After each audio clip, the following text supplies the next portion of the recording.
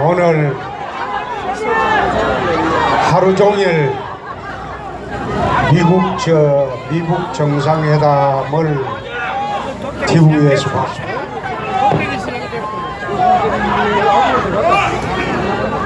여러분도 보셨죠? 참으로 많은 기대를 하고 쳐다봤습니다. 정말로 북핵이 폐기될 것이냐, 트럼프 대통령이 그처럼 호언장담하던 북핵을 폐기할 수 있도록 해줄 것이냐. 그런데 끝나고 난 뒤에 합의문을 보니까 이렇게 나가 그러면 안 되는 내가 머리가 나빠서 그런지 무슨 말을 또 무슨 합의를 냈는지 잘 모르겠습니다. 그 합의문을 보면서 20세기 초에 카스라테프트 협약이라는 그 조약을 내 생각을 했습니다. 또 1938년 9월에 미넨 회담을 생각했습니다. 또 1973년 키신저 레둑토의 파리 정정회담을 생각을 해봤습니다. 그 뒤에 이어진 트럼프 대통령의 기자회견 내용을 보니까 요지는 이렇습니다. 여차하면 손 뗄 수도 있다. 너희들끼리 해결해라. 나는 그런 요지로 봤습니다. 그래서 한반도의 안보가 벼랑 끝에 있다. 6월 4일 날 미국 회담이 이상한 방향으로 흘러가고 있다고 제가 말한 바가 있습니다. 그런데 그 내용과 거의 유사하게 오늘 회담이 끝났습니다. 내일 아침 조간신문을 보시면 트럼프 대통령과 김정은 둘이 악수하는 장면이 사진 일면에 크게 나오고 한반도에 평화가 왔다, 이런 식으로 나올 것으로 나는 봅니다. 그런데 그게 과연 바로 해주세요. 시간이 없어요 지금. 맞는 방향이냐? TV 22번. 나는 거기에 해주세요, 바로. 많은 의문을 갖습니다. 트럼프 대통령과 김정은의 미국 회담을 보면서 대한민국 국민들은 정말 엄청나게 많은 기대를 했습니다. 그 사이에 CVID, 말하자면 북핵의 완전한 폐기를 미국 대통령이 수차례 공언을 했습니다. 그런데 CVID 그 말은 단 한마디도 나오지 않았어요. 그 한마디도 나오지 않았어요. 제가 이런 이야기를 한번 한 일이 있습니다. 저도 청년검사 시절을 넘어서서 이제 나이가 60이 됐습니다. 60이 넘었습니다. 나야 살 만큼 살았으니까 지금 북망산 가도 된다. 그러나 내 나라, 내 국민, 내 자식, 내 손주들이 북에게 노예가 되어서 살아갈 일이 참으로 암담하다. 내가 그런 이야기를 한 일이 있습니다. 그래서 저들이 북풍을 이용해서 지방선거 전체판을 덮어버리려고 하는 그런 기도는 오늘 미국 회담이 성과 없이 끝났기 때문에 나는 국민들이 그것을 알 것으로 봅니다. 남은 것은 민생입니다. 이제 남은 것은 민생만 남았습니다. 과연 지난 1년 동안 여러분 형편 좋아지셨습니까?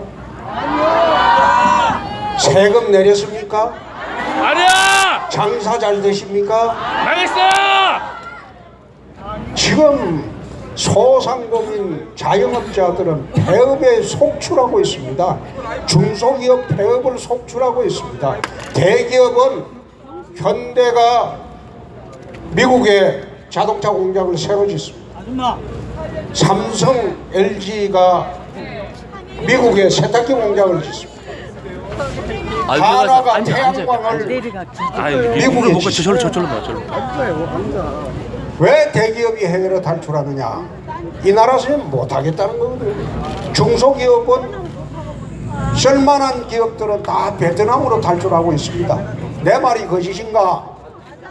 안산, 화성, 그 다음에 시흥, 김해안 가보십시오. 그게 대한민국에서 중소기업이 제일 많은 도시입니다. 되는 데가 없습니다.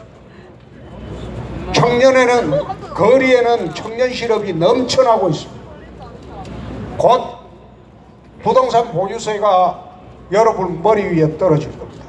7월 1일자부터 은행 대출 이자가 올라갈 겁니다. 그러면 서민들은 대출받은 이자 또 갚기에 정말 하루하루 헐떡이는 날이 올 겁니다. 지난 1년 동안 이 정부의 좌파 사회주의 정책, 경제정책으로 그 대표되는 게 소득주도 성장론이라는 거죠. 나라 경제가 지금 거들나고 있습니다. 부채가 금년이 1550조입니다. 이 정부 임기 끝날 때쯤 되면 2000조를 넘어갑니다. 나라 전체가 빚더미에 올랐습니다. 지금 나라를 이런 꼴로 만들어가고 있습니다. 경기 지표가 10개 중에 9개가 폭락을 했습니다. 나머지 하나가 저소득층의 소비 성장 증가라고 했습니다. 2.6%. 그것도 일시적인 증가라고 발표를 했습니다. 왜 그런 저소득층의 일시적인 소득 증가가 왔냐? 그 소비 증가가 왔냐? 그거는 이전 소득이 늘어났기 때문에. 이전 소득이라는 게 뭐냐? 국가가 지원하는 자금입니다. 일해서 벌어먹고 사는 게 근로소득이고, 이전 소득은 국가가 지원하는 자금. 2003년도 통계청이 생긴 이래에 처음으로 근로소득, 일해서 버는 돈보다 국가가 지원한 돈이 더 많아졌습니다. 이 말은 베네수엘라로 간다, 그 말입니다. 망한 베네수엘라로 가고 있다, 바로 그 말입니다. 이쪽으로 좀 자리를 보이고 있어요. 기업의 일자리는 줄어들고 공무원은 늘어났습니다. 이거는 무슨 말인가? 그리스로 간다는 뜻입니다. 지난 대선 때부터 문재인 정권 들어오면 베네수엘라, 그리스로 갈 것이라고 내가 줄기차게 이야기를 했습니다. 실제로 그게 통계 수치로 나타나고 있습니다. 민생 경제가 파탄 지경에 와 있습니다. 이제는 민생을 보고 투표를 해야 합니다. 서울시장 7년 했습니다. 대통령도 5년 하면 물러납니다. 내 박은순 시장 내 고향 사람인데, 그렇지만은 제 양반 협찬 인생을 사는 사람이에요. 말하자면 병력도 자기 죽은 할아버지 협찬으로 병력을 해결했어요. 원래 박은순 시장 집이 아들이 둘입니다.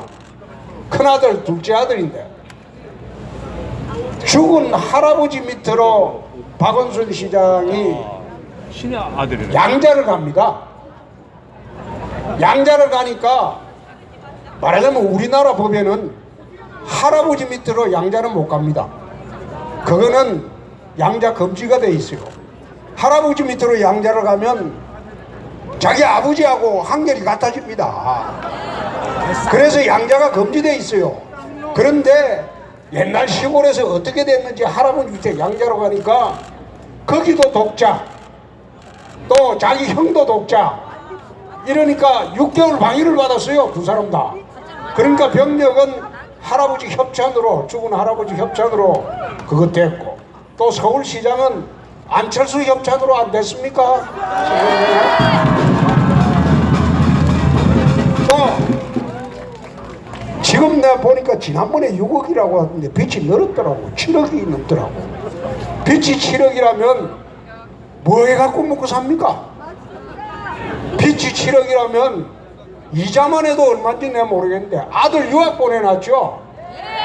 먹고 살아야죠? 이자 내야죠? 그런데 나는 그게 돈이 어디서 나오는지 모르겠어요. 그래서 내가 그거 보면서 저것도 협찬을 어디선가 받겠다, 내 그런 생각. 내일은 협찬 인생을 종지부 찍는 날입니다.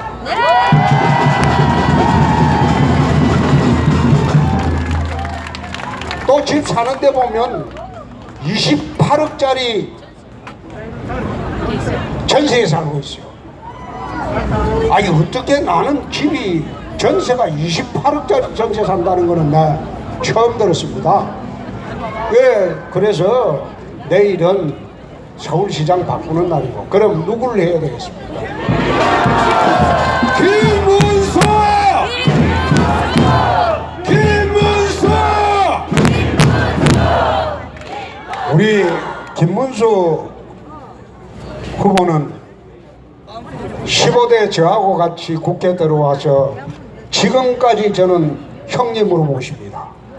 형님으로 모시면서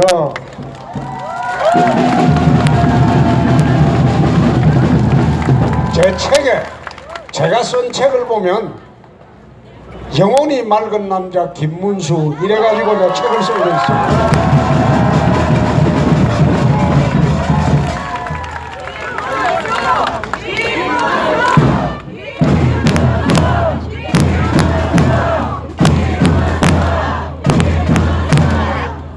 또 자기 혼자 야당이라고 나온 그분을 보면, 나는 그분 쳐다보면 대선 때도 내가 토론할 때도 안 봤는데 꼭 초등학생 같아요.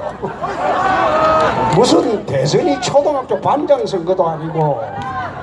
그래서 나 이번에도 나와서 설치는 거 보니까 저분은 영혼이 흔들리는 남자다.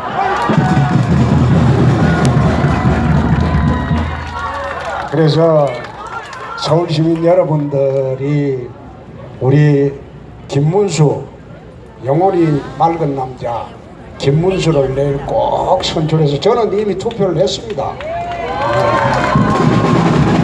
선출돼서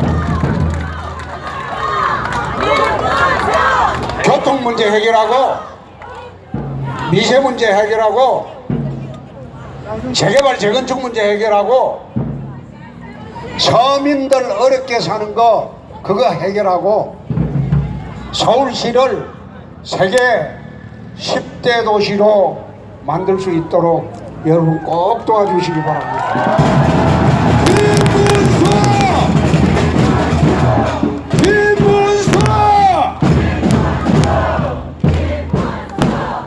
내일 투표 날입니다. 저희들이 사전 투표를 하자고 그렇게 해서 저희 이제 당원들, 가족들 사전투표 동의한 게 전국에 한 220만 명을 지난번에 사전투표에 동의를 했습니다. 아마 사전투표는 좌파들의 전유물이었는데 저희들이 이제 이번에 거꾸로 한번 해봤습니다. 그래서 내일은 사전투표 하신 분들은 친지들 10명씩만 모시고 투표장으로 가서 우리 김문수 후보 꼭 좀 부탁드립니다. 김문수!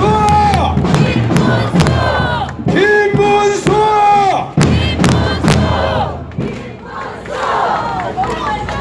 정말 내일은 민생이 승리하는 날로 여러분들이 좀 나서 주셨으면 합니다. 정말로 내일 꼭 부탁드립니다.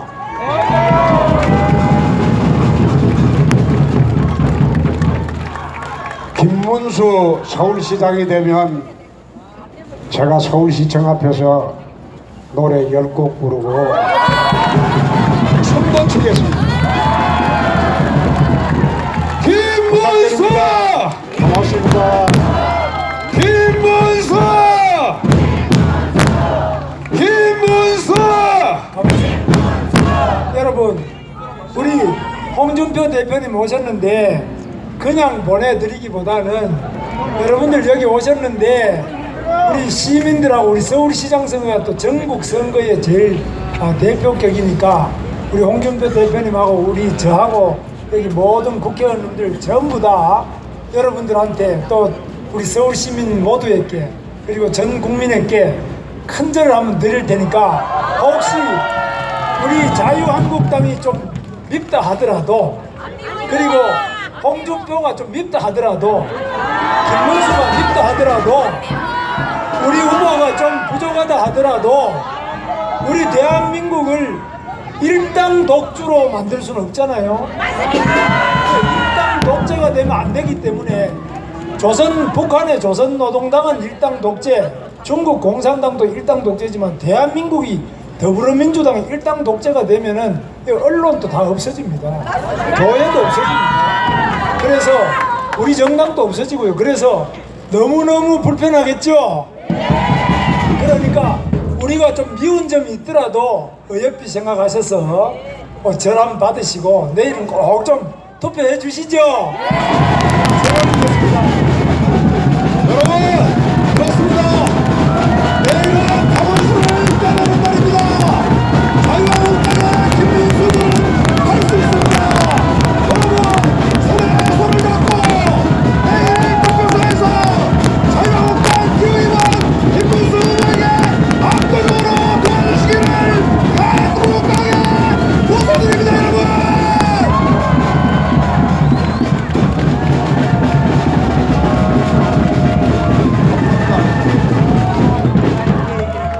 자, 우리 홍준표 대표님 가시는데 박수 한번 더 보내주세요.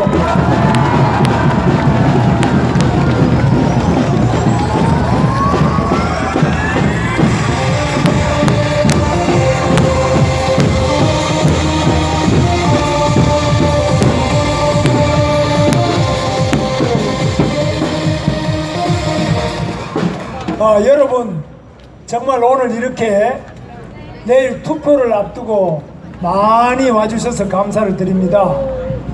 오늘 좀 전에 저희들이 올린 절은 그동안 잘못한 게 많기 때문에 반성의 절입니다. 그리고 앞으로 잘하겠다는 다짐의 절입니다.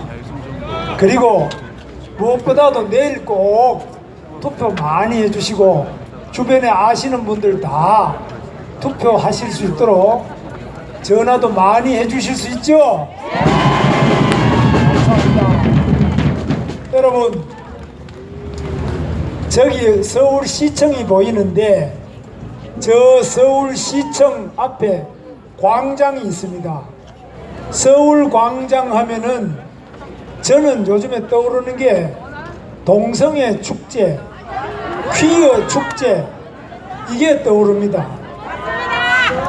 너무너무 저질 음란 축제예요. 제가 입에 담을 수 없는 너무너무 저질 음란 축제를 서울 시민의 혈세를 도와가면서 3년째 저기에서 축제를 계속하고 있는데 올해도 박원순 시장이 당선되면 또 7월 달에 또 저기에서 그 더러운 축제를 하려고 하는데 여러분 저거 막아야 안 되겠습니까 여러분? 김문수!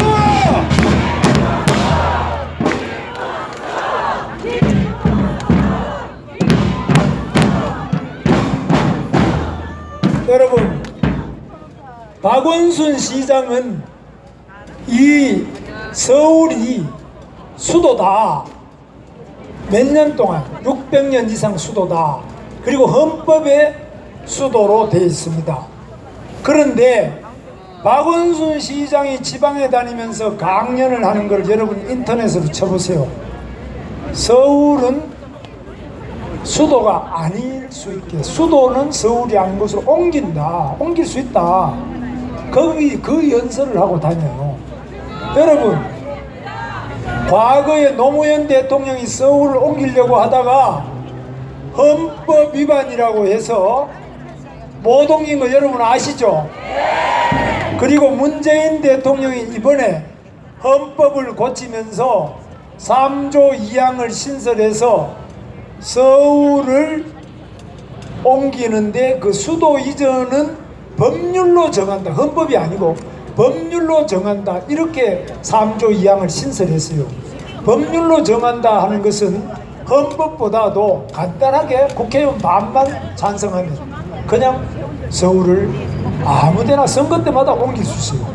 한 번은 표가 많다면은 저 전라도도 갔다가 경상도도 갔다가 충청도도 갔다가 자기들 마음대로 국회의원 반만 있으면 마음대로 옮겨 다니는데 서울을 자주 옮겨 다니면은 나라가 망하는 거 여러분 아시죠? 여러분, 저는 앞으로 남북 통일이 되더라도 수도는 절대로 서울이어야 된다고 생각합니다.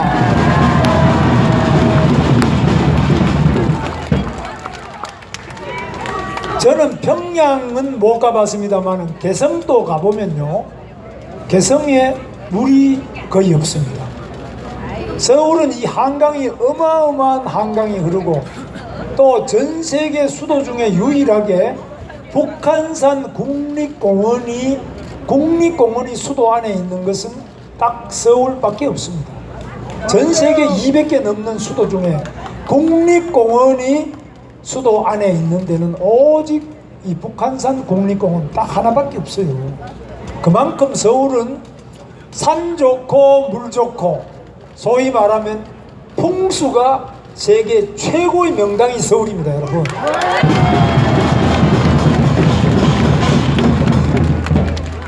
이 속에 사는 서울 시민 여러분은 행복한 분들입니다. 그래서 이 수도 서울을 저는 앞으로 더욱 발전시켜서 이 한강의 기적을 이뤘던 우리 수도 서울이 이제는 앞으로 대동강의 기적, 압록강의 기적, 두만강의 기적까지도 이루는 그 중심이 서울이 되어야 된다고 저는 생각합니다. 김문수! 그런데 박원순 시장이 지난 7년 동안 하면서 서울에 적폐가 너무너무 많이 쌓였어요. 그 중에 어제 그저께 발표된 환경부 산하 국립환경과학원 발표에 의하면 서울은 전 세계 도시 중에서 가장 숨쉬기 힘든 도시다. 숨쉬기 힘들면 어떻게 됩니까? 죽는 거죠. 숨쉬기 힘들면 죽는 겁니다. 밥은 안 먹어도 죽지는 않는데 숨을 못 쉬면 죽는 거 아닙니까? 여러분, 런던이라면 런던 스모그 유명합니다. 런던 스모그로 수많은 사람들이 기관지 병으로 사망을 많이 했습니다. 런던보다도 2배 이상 미세먼지가 많다, 초미세먼지가 많다, 이렇게 국립환경과학원 대한민국 환경부에서 발표를 했어요. 야당이 발표한 게 아니에요. 대한민국 정부에서 발표를 했다니까요. 파리, 런던, 뉴욕보다도 2배 미세먼지, 초미세먼지가 많고, 그리고 도쿄보다도 30% 이상 미세먼지가 많아요. 그래서 이렇게 미세먼지가 계속 더 많아지고 있도록 박원순 시장은 엉뚱한 짓만 계속하고 있어요. 이 김문수가 당선되면은 미세먼지를 확실히 잡아서 여러분 얼굴에 미세먼지 마스크를 벗겨드리겠습니다, 여러분.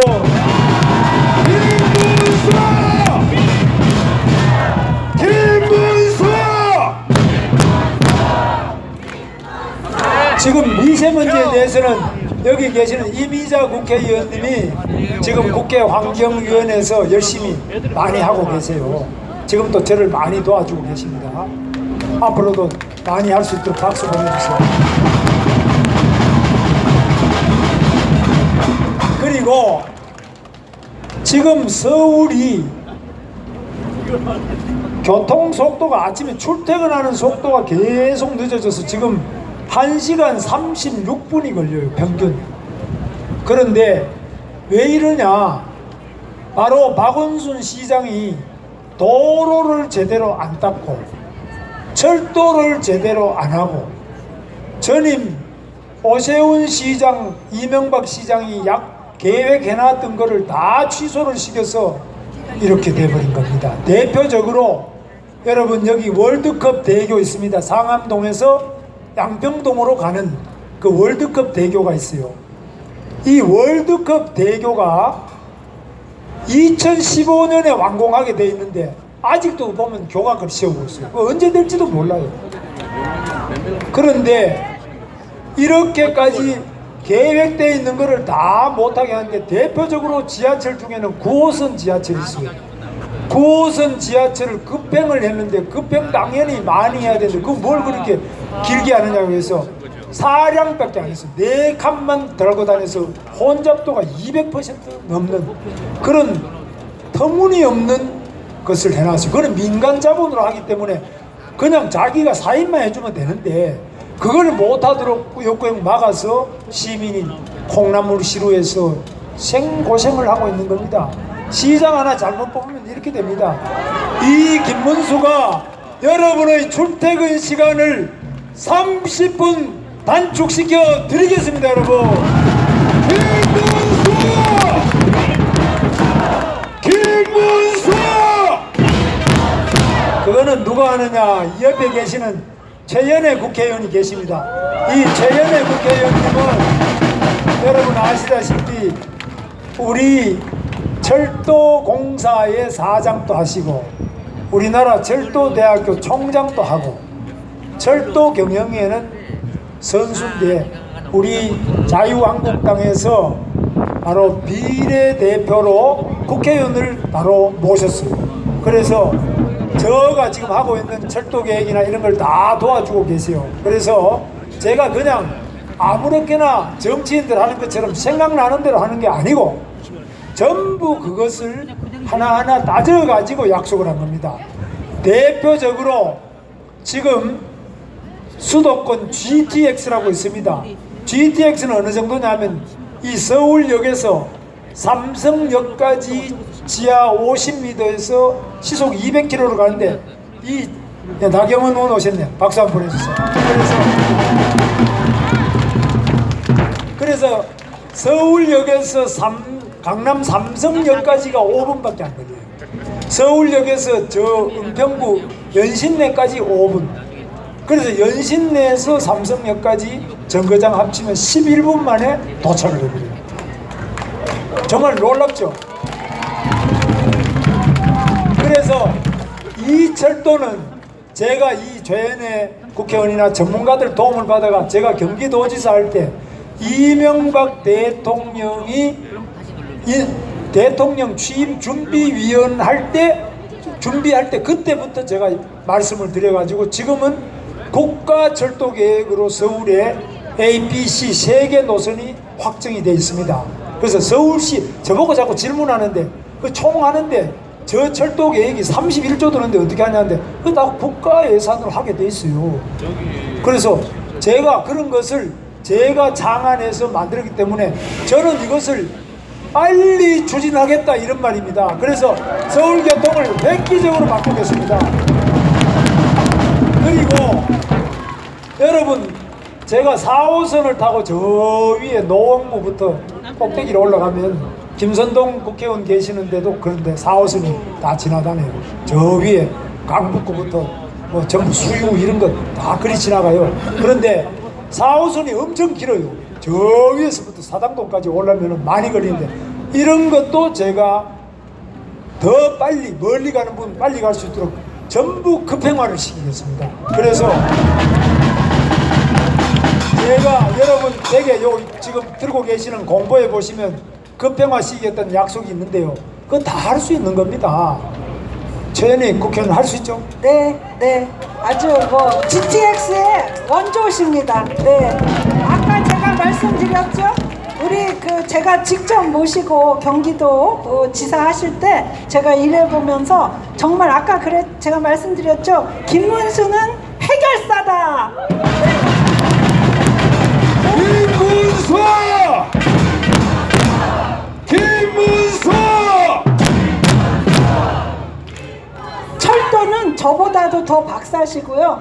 미세먼지, 환경은 반쯤 전문가십니다. 네, 믿고 맡기셔도 되겠습니다. 그런데 최연애 국회의원은 시베리아 철도를 여러 번 탔어요. 몇 박 며칠 계속 타야 돼요. 그런데 그걸 여러 번 탔는데 그런데 지금 시베리아 철도 이야기하려면은 최연애 우리 국회의원 말씀을 들어야 되는데 지금 엉뚱한 사람들이 앉아가 김치국을 얼마나 마시는지 오늘 트럼프하고 김정은 합의한 거 보니까 뭐 참 어렵게 돼 있어요. 시베리아 철도는 고사하고 이러다가는 지금 우리 대한민국 이게 온전하게 버틸 수 있는지 걱정될 정도로 보통 걱정이 아니에요. 그래서 저는 이 서울의 안보를 위해서는 서울이 지금 가장 위험하잖아요. 김정은이가 늘 말하는 게 서울을 불바다로 만들겠다는 소리 들어보셨죠? 서울이 불바다가 되면 우리가 이거 지금 다 죽지 뭐 통닭이 되는 거지 별 수가 있습니까? 그래서 절대 서울이 불바다가 되면 안 된다. 그래서 제가 고민을 많이 해봤는데 제일 좋은 거는 지금 용산에 미군이 있기 때문에 우리 서울이 안전합니다. 용산에 미군이 다 평택으로 가버리면 이게 서울이 위험합니다. 그래서 저는 지금 평택으로 많이 가서요. 경기도에 있는 미군도 거의 평택, 파주에 있는 건 다 평택 가고 또 의정부에 있는 것도 거의 갔어요. 지금 남은 게 동두천에 좀 있고 이런데 적어도 딴 거는 가더라도 서울에 있는 미군 사령관 별 4개입니다. 미군 사령관 별 4개는 반드시 한 사람이라도 저 서울에 인질은 아니지만은 서울 시민들이 붙들고 같이 살자. 그래서 제가 이렇게 말하면 자신이 그렇게 없냐 이러는데 실제로 미국이 쓰는 국방 예산이 1년에 쓰는 국방 예산이 세계 다른 나라 쓰는 국방 예산 다 합친 것만큼 많아요. 어마어마하게 많은 국방 예산을 쓰고 핵폭탄도 수천 개를 갖고 있어요. 그래서 미국은 다른 나라에서 쉽게 건드리지를 못해요. 근데 미국에 별 4개를 만약 불바다로 만들어 가지고 몰살을 시키면 미국 사람들이 가만히 있겠어요? 그래서 우리나라는 어떠냐? 우리나라는 너무 사람들이 좀 건망증이 심한지 어떤지 저는 46명의 천안함 용사가 북한에 김정은이 때문에 다 돌아가신 거 아닙니까? 그렇죠? 46명의 용사들을 생각하면 제가 그때 경기도지사 할 때예요. 너무너무 슬프고 가슴이 아파서 정말 지금도 저는 잊을 수가 없어요. 저는 이분들이야말로 우리 국민들이 세월호 이상으로 추모하고 기억하고 그 가족을 위로해드려야 되지 않겠습니까? 김문수! 김문수! 그런데 만약에 미군이 46명 죽었다고 생각해 보세요. 미국 배가 그 백령도 근처에 있다가 미국 배가 북한한테 의뢰를 맞아가지고 46명의 미 해군이 죽었다고 생각하면 가만 안 놨겠습니까 여러분? 근데 우리 국민은 너무 마음이 좋아요. 우리 대통령도 너무 마음이 좋아요. 그렇게 많은 젊은이를 보내고 난 다음에 우리 대통령이, 그것도 뭐 우리 당 출신 국회의원도 대통령이에요.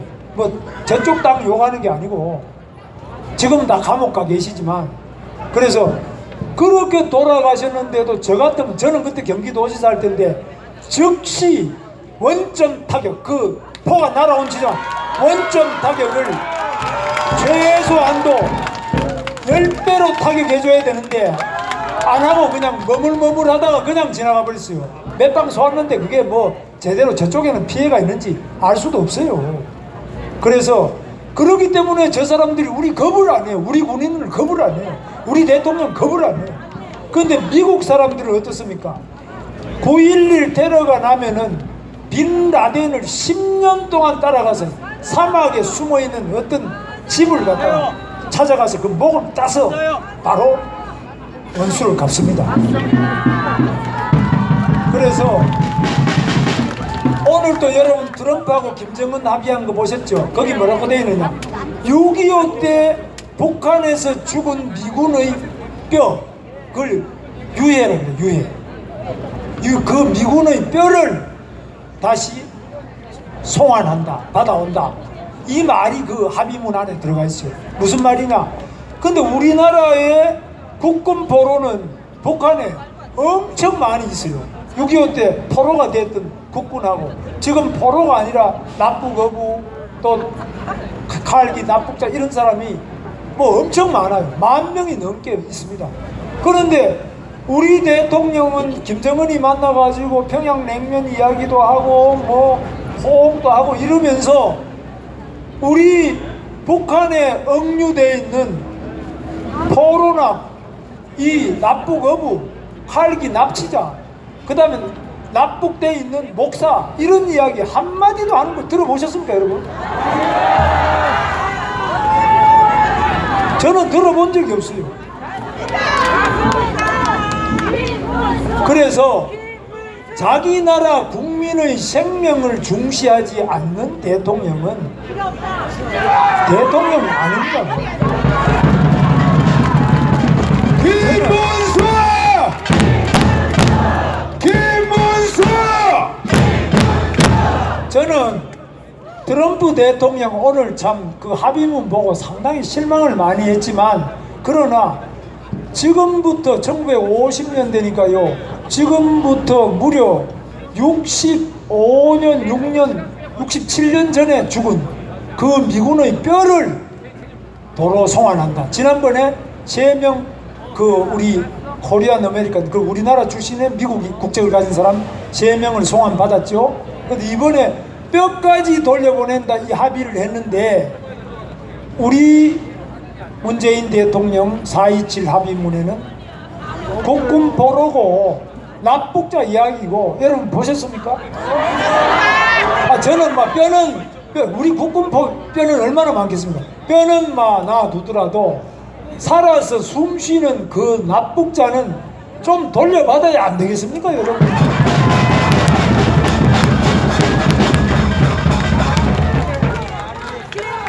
그 다음에 박원순 시장이 취임하고 난 다음에는 서울에 이 가계 폐업률이 전국 1등이 됐습니다.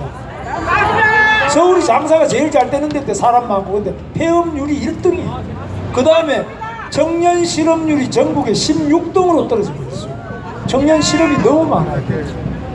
그리고 출산율이 전국의 꼴찌일 뿐만 아니라 세계적으로도 아주 출산율이 형편없이 떨어져서 매도 안 낳겠다는 겁니다. 이렇게 서울이 가게는 문 닫고 젊은이는 취직 못하고 애는 못 낳고 숨도 못 쉬는 이런 서울을 만든 박원순 시장, 이제 그만둬야 되지 않겠습니까, 여러분? 김문수! 그런데 여러분, 이렇게 하려면은 김문수가 하면 잘하느냐? 그런데 김문수가 잘할지 못할지는 해봐야 되지만 과거의 실적을 보면 저는 경기도지사 할 때 제가 일자리를 전국의 17개 중에 16개 시도가 만드는 일자리가 47이면 저는 53개를 만들었어요. 53%를 제가 했어요.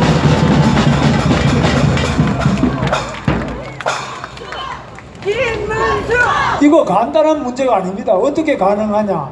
그거는 바로 기업인들을 계속 만나요. 제가 시간 날 때마다 이건희 회장도 제가 만났어요. 그리고 돌아가신 그 LG 회장도 부회장도 만나고 구본무 회장 만나고 제가 롯데 신동빈씨도 계속 만나요. 저는 재벌의 회장들을 계속 만나요. 외국 가지 말고 우리 경기도에 좀 투자해 주십시오. 맞습니다. 그럼 땅값이 비싸서 못하겠다. 그럼 제가 싼 땅을 찾아드리겠습니다. 그래서 제가 땅을 값싼 걸 찾아드려요.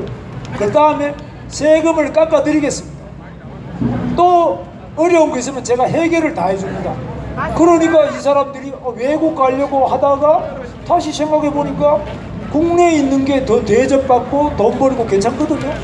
그러니까 외국에 안 갑니다. 그 다음에 제가 미국의 회사 중에 제일 큰 회사가 에디슨이 만든 GE, 제너럴 일렉트릭, GE라는 미국의 뿐만 아니라 세계 제일 큰 회사가 그 회사예요. GM보다도 훨씬 커요. 그런데 GE의 연구소를 제가 경기도 판교에 경기도 돈으로 한 1,000억을 들여가지고 그 6층 연구실 큰 걸 지어가지고 거기다가 바로 세금 깎아주고 이래서 미국의 GE 연구소를 유치를 했어요. 그래서 우리 젊은이들이 350명의 연구원을 채용했어요. 그런데 GE의 연구소는 전 세계 약 30개가 넘어요. 세계 많아요. 그런데 GE CEO가 왔길래 제가 물어봤어요. 우리나라 판교 연구소 연구 성과가 어떠냐? 그러니까 최고 좋다는 거예요. 시설도 좋고 연구 성과도 좋고 젊은이들이 일을 너무 잘한다는 거예요. 그런데 저는 서울의 대학이 52개예요. 서울대학교부터 시작해서 좋은 대학 여기 다 있어요. 서울에. 전 세계에서 아마 한 개 도시에 이렇게 좋은 대학이 많이 있는 52개의 대학을 가진 거는 저는 본 적이 없어요.